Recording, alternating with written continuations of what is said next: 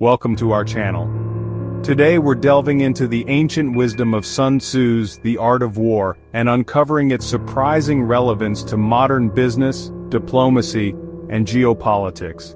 Chapter 5 of Sun Tzu's The Art of War, titled Energy, explores the strategic use of momentum, organization, and deception in warfare.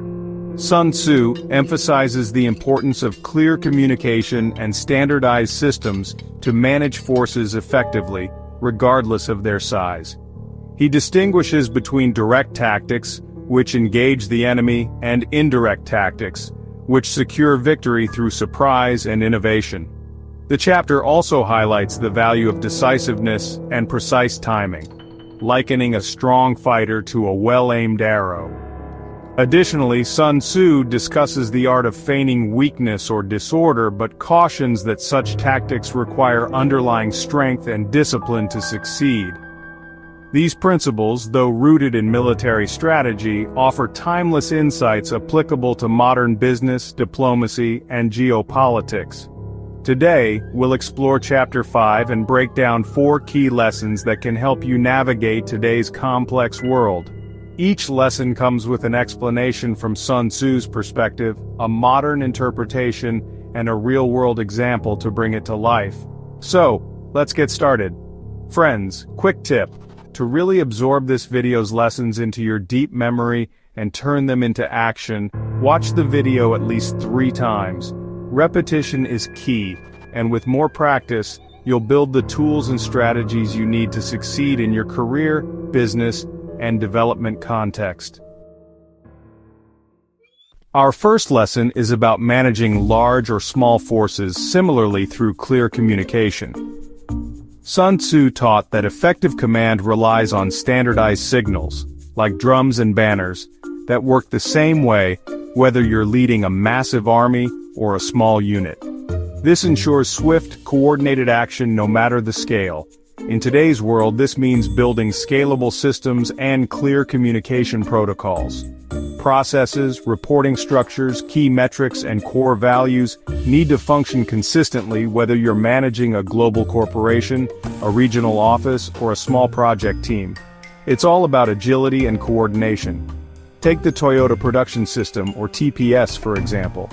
TPS uses standardized signals like Kanban cards and Andon cords that work identically on a single factory floor and across Toyota's vast global supply chain.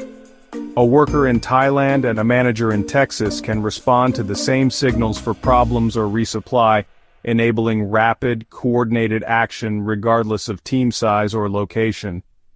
In diplomacy, this principle applies too.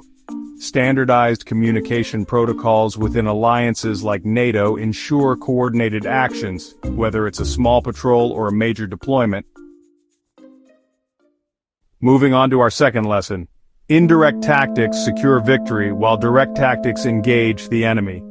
Sun Tzu explained that direct confrontation, what he called chung, fixes the opponent's attention and resources, but victory comes through indirect maneuvers, qi, like attacking weaknesses, exploiting terrain, or using deception. The interplay between the two is key. In modern terms, this means avoiding head-on battles with competitors, like price wars in saturated markets. Instead, use direct actions, like marketing campaigns or product updates, to occupy them, while winning indirectly through innovation, new markets, strategic partnerships, or better supply chains. A great example is Netflix versus Blockbuster. Netflix initially engaged Blockbuster directly with its DVD by mail service, but their victory came through an indirect tactic, betting big on streaming technology before broadband was everywhere, and Blockbuster saw it coming. They bypassed the retail store battle entirely. In geopolitics, we see this with economic sanctions, indirect pressure, paired with diplomacy, direct engagement, to achieve goals without military conflict, like in the Iran nuclear deal negotiations.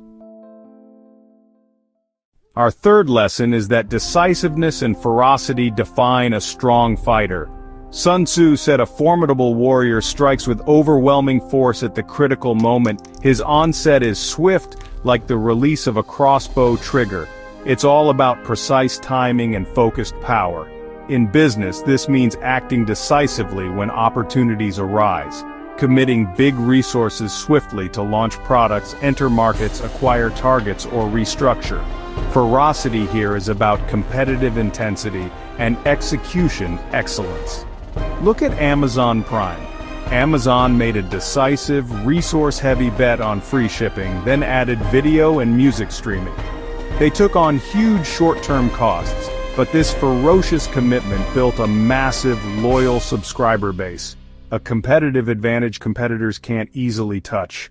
In geopolitics, China's Belt and Road Initiative shows this too. Rapid, large-scale investments to decisively expand economic and political influence.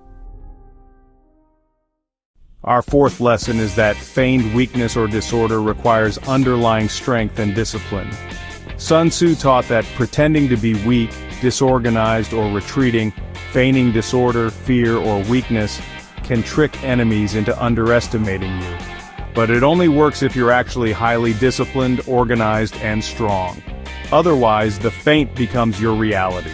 In business, this could mean strategic retreats, like exiting unprofitable markets, or downplaying your capabilities to mislead competitors. But you need strong finances, a skilled team, robust processes, and a clear strategy to pull it off. Apple's near-death experience in 1997 is a perfect example. When Steve Jobs returned, Apple looked weak and chaotic compared to Microsoft and PC makers. Jobs played up the humbled Apple image, but behind the scenes he ruthlessly cut products, rebuilt a culture of excellence, and invested in core R&D. That discipline let the weak Apple later disrupt markets with the iPod and iPhone. In diplomacy, a nation might use strategic patience or appeasement while secretly building military or economic strength, a move that demands immense discipline to maintain the facade without collapsing.